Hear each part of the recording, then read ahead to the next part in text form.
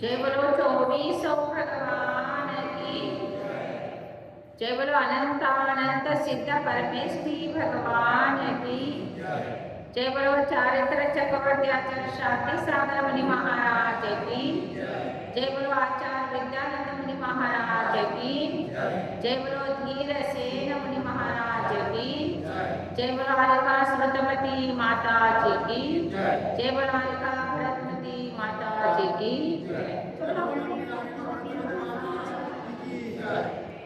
वंदितु सौवसिद्धे धुवमचलमनोवमङ्गलिं पत्ते ओच्छामि समयमाहुडमिनमो सुदकेवलीभनिदं सुदकेवलीभनिदम्।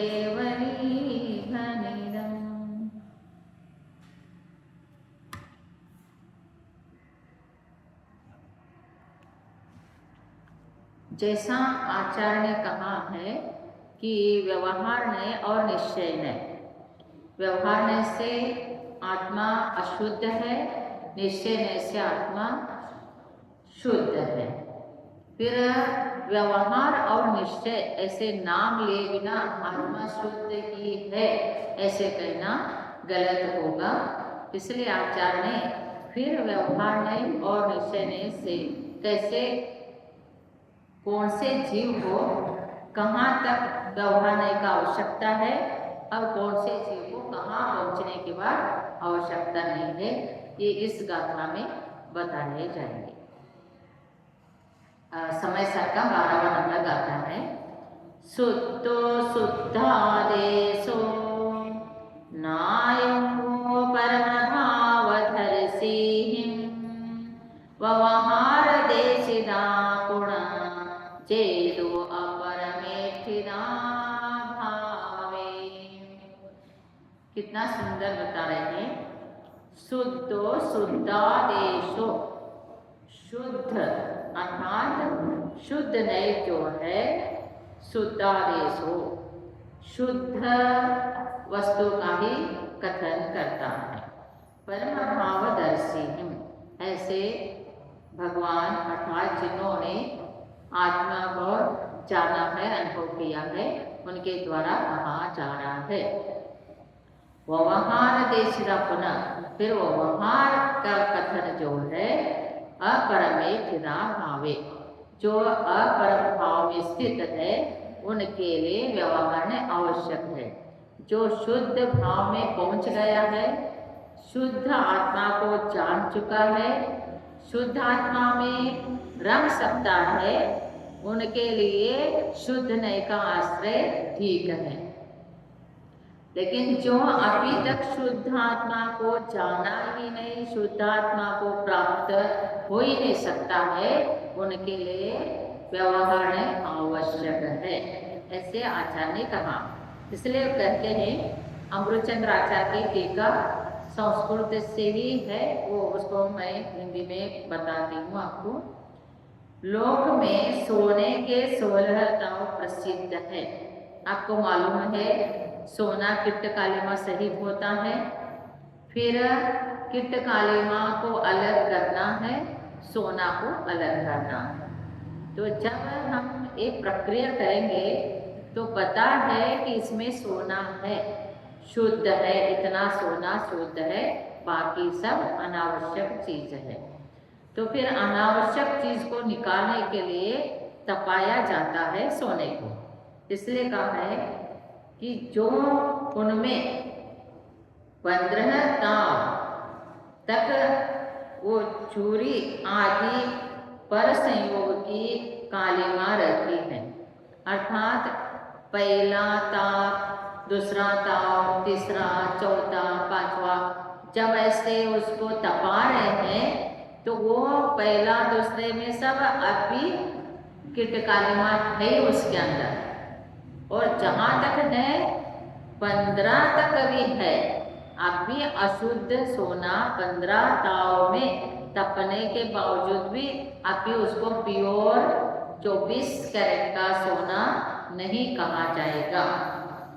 तो तब तक उससे अशुद्ध ही करते हैं और फिर ताव देते देते जब अंतिम ताव से उतरे तब 16वां शुद्ध सुवर्ण कहलाता है। जब शुद्ध होगा अर्थात 16वां ताप में पहुंच जाए तो वो शुद्ध हो गया। 15 तक उसको अशुद्ध ही कहा जाएगा। जिन जीवों की 16वां के सोने का ज्ञान श्रद्धा तथा उसकी प्राप्ति हो चुकी है उनको 15वां तक का सोना कुछ प्रयोजनीय नहीं है। अर्थात जब 16 ताव में तप गए, तपने के बाद क्या हुआ? शुद्ध हो गए, प्योर शुद्ध हो गए सोना। फिर प्योर शुद्ध सोना प्राप्त होने के बाद 15, 14, 13 ताप में तपा हुआ उसका कोई प्रयोजन ही नहीं है। जब प्योरिटी प्राप्त हो गए तो उनको कोई पीछे का प्रयोजन नहीं है। तो और जिनको 16वां के शुद्ध सुवर्ण की प्राप्ति जब तक नहीं हुई तब तक 15वां तक का भी प्रयोजन है। जो आपकी 16वां ताप में तपाया हुआ सोना प्राप्त नहीं हुई तब तक उनको 15 तक का जो तपाया हुआ है वो प्रयोजन है। उसी तरह यह जीव पदार्थ है वह पुद्गल के संयोग से अशुद्ध अनेक रूप हो रहा है। उसका सब परद्रव्यों से भिन्न एक न्यायक मात्र का जिनको ज्ञान श्रद्धा तथा आचरण रूप प्राप्ति हो गई है उनको तो पुद्गल संयोग जनित अनेक रूपता को कहने वाला अशुद्ध नए कुछ प्रयोजनवान नहीं है। जब वो शुद्ध आत्मा का ज्ञान हो गया, श्रद्धा ज्ञान चारित्र ये सब प्राप्त होके शुद्ध आत्मा दर्शन ज्ञान चारित्रवान है। इस प्रकार उनको ज्ञान भी हो गया और उनको पूरा श्रद्धा भी हो गया है। फिर उनको व्यवहार रखने का या अशुद्ध आत्मा का कथन करना कोई प्रयोजन नहीं, क्योंकि वो शुद्ध आत्मा को प्राप्त हो चुका है। कोई भी चीज आप करते हैं तो वो करने के पहले ही सारे सामग्री का आवश्यकता है। तो रोटी जब तक नहीं बनता है तब तक ही उसके लिए पानी चाहिए, चूल्हा चाहिए, क्या क्या चीजें चाहिए बनाने के लिए, वो सामग्री प्रयोजन होते हैं। रोटी तैयार हो गए तो वो सामग्री प्रयोजन है उस टाइम में नहीं है। तो कोई कार्य सिद्धि हो गए तो फिर पीछे का कारण का आवश्यकता नहीं पड़ता है। और जब तक शुद्ध भाव की प्राप्ति नहीं हुई है तब तक जितना अशुद्ध नय का कथन है उतना यथा पद भी प्रयोजनवान है। हम जब तक शुद्धात्मा को प्राप्त नहीं किए हैं तब तक व्यवहार आवश्यक है। पूजा करना चाहिए, आपसे करना चाहिए, और जो भी धार्मिक अनुष्ठान है वो सब आवश्यक है। और इसको अभी से ही कोई ये तो व्यवहार है, इसमें क्या अर्थ है, इसमें तथ्य क्या है, ये तो ऐसे छोड़ने योग्य है। आज ही कोई कहेगा तो आचार्य आगे जाके वो उनको क्या करते हैं आप देखिए। जब तक यथार्थ ज्ञान श्रद्धा की प्राप्ति रूप सम्यक दर्शन की प्राप्ति न हुई हो तब तक तो जिनसे यथार्थ उपदेश मिलता है ऐसे जिन वचनों का सुनना, धारण करना तथा जिन वचन के कहने वाले श्री गुरु की भक्ति करना, जिन बिंब का दर्शन इत्यादि व्यवहार मार्ग में प्रवृत्त होना प्रयोजनवान है। ये सब चाहिए। और बहुत से एकांत मत को अर्थात जैन धर्म अनेकांतमय है। अनेकांत का अर्थ है सप्तभंगी रूप है। शाद अस्ति, शाद नास्ति, शाद अस्ति नास्ति, शाद अवक्तव्य, शाद अस्ति अवक्तव्य, नास्ति अवक्तव्य, अस्ति नास्ति अवक्तव्य। सप्तभंगी रूप ये जैन धर्म है। शाद का अर्थ साधवान से कथन किया जाता है। प्रत्येक वस्तु अनेक धर्मात्मक है, तो अनेक धर्मात्मक वस्तु को एक ही को लेके चलेगा तो एकांति हो जाएगा। तो इसलिए व्यवहार धर्म से आत्मा शुद्ध है, ये सत्य है, और शुद्ध नहीं से आत्मा शुद्ध है, ये सत्य है। तो इसी प्रकार से एक एक चीज को समझकर फिर जब तक जो चीज की प्राप्ति नहीं होती उसका आश्रय लेना आवश्यक है। इसलिए कहा जिनेंद्र, जब तक सम्यक दर्शन की प्राप्ति नहीं हो रही है, शुद्धात्मा की प्राप्ति तो आगे हो जाएगा, लेकिन जो जिनेंद्र भगवान की वाणी है उसको पढ़ना चाहिए, सुनना चाहिए, और जो जिनेंद्र भगवान को पढ़कर जो समझा दे उन गुरु की भक्ति भी करना चाहिए, और गुरु के विनय भी करना चाहिए, और उपासना भी करना चाहिए, तब जाकर प्रयोजन सिद्ध होता है, और तब तक ये सारे प्रयोजन होती है। इसलिए व्यवहार में रहते हुए, संसार में रहते हुए, ग्रस्त अवस्था में रहते हुए कोई कहेगा ये क्या करने का है, अभिषेक नहीं करना है, पूजा नहीं करना है, गुरु के पास नहीं जाना है, आदि आदि कहेगा, तो एकांति हो गया, मिथ्या दृष्टि हो गया। बहुत से लोग इस काल में गुरु ही नहीं कहते हैं। गुरु नहीं है तो भगवान की वाणी खीरी है, पंचम काल के अंत तक चतुस्संग रहेगा, और पंचम काल अंत तक चतुस्संग रहेगा तो पंचम काल अंत तक धर्म रहेगा। गुरु है तो धर्म है, पीछीधारी है तो धर्म है, पीछीधारी जिस दिन नहीं है उस दिन धर्म खत्म, फिर क्या प्रयोजन है।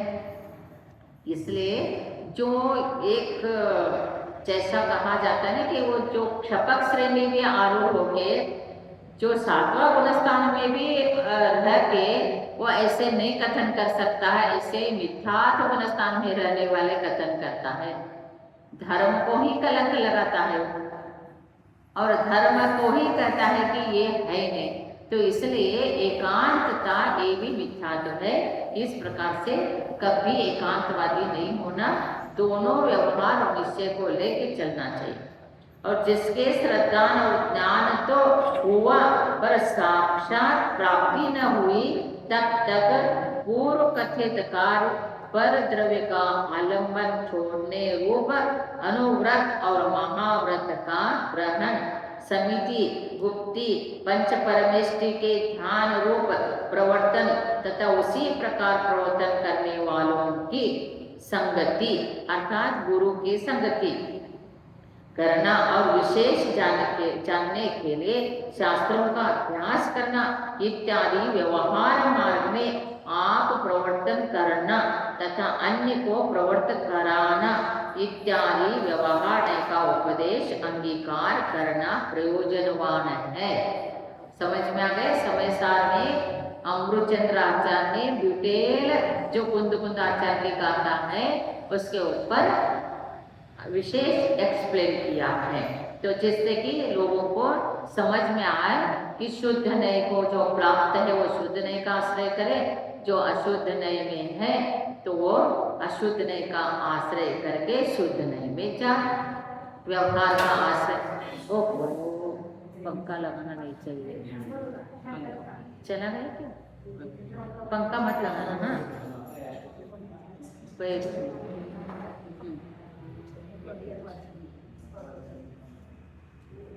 और व्यवहार नहीं को कथनचित असत्यार्थ कहा गया है। यदि कोई उससे सर्वथा असत्यार्थ जानकर छोड़ दे तो शुभ उपयोग रूप व्यवहार छोड़ दे। फिर क्या कहते हैं बोलो? व्यवहार नहीं को कथनचित असत्यार्थ कहा गया है।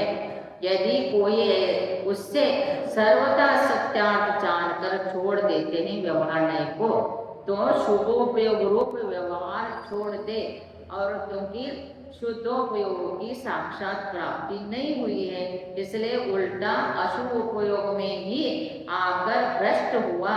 यथा कथनचित स्वेच्छा रूप प्रवृत्ति करेगा तब नरकादि गति तथा परंपरा से निगोद को प्राप्त होकर संसार में ही भ्रमण करेगा।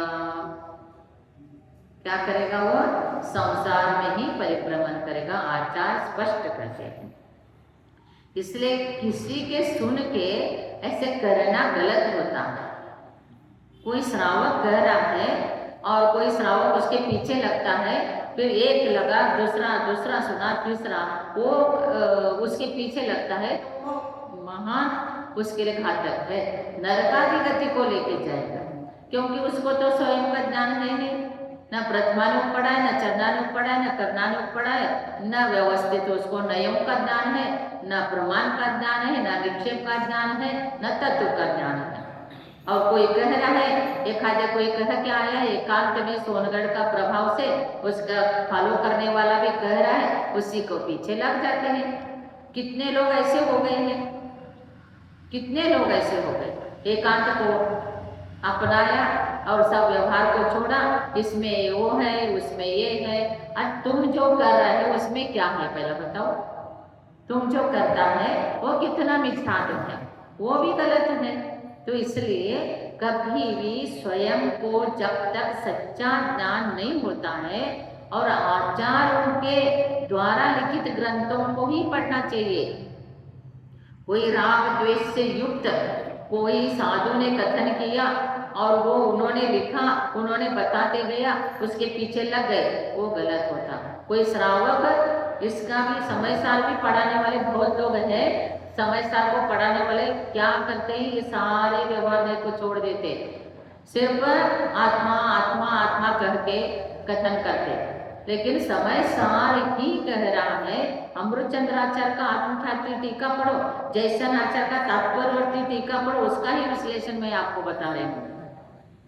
तो संस्कृत भी पढ़े और ये विश्लेषण करे तो टाइम लगता है, इसलिए मैं एक ही चीज बता रही हूँ। तो कहने का तात्पर्य, जब भावलिंगी संत इस प्रकार कथन करते हैं तो श्रावकों की बात करके श्रावकों के पीछे क्यों लगने का, और कितना गलत है।